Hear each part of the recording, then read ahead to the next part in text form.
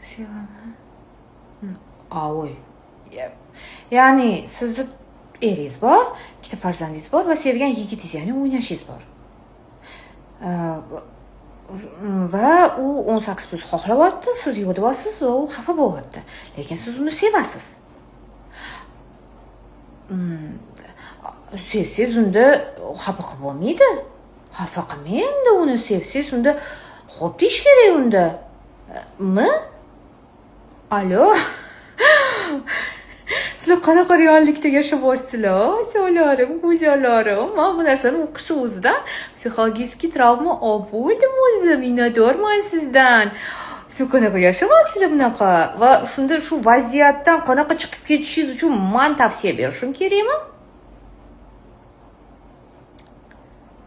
Uzr dilerim.